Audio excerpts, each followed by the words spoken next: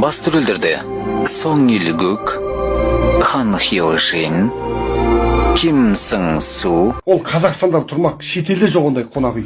Короче, бір үлкен зданияны саламыз, үлкен здания. Мен саған өсектің төркінін айтайын. Адамның іші күймейтінін бір әбір жегендерді айтшы маған. Ужас. Аузым бармайды оны айтуға. Еркебұлан Тоқтар танисыздар ма? Соның залында байытыспын. Білем, мобилогок дегенге сенбей жүремін, сенді ме? Фамилия, имя, отечественной войны, кто тебя будет? Меня зовут Катя. Ты лышь, блядь, ты меня уважаешь. Блядь, напился, веди себя прилично. Действуй смело, никого не бойся. И кто будет вмешиваться в лес, скажи мне фамилию.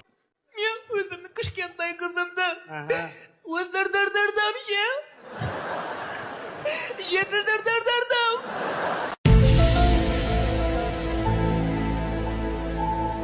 Ойбай, көк түтін. Даже капучино, чино, мино, фино деп өлең ұрып тұр ішінде.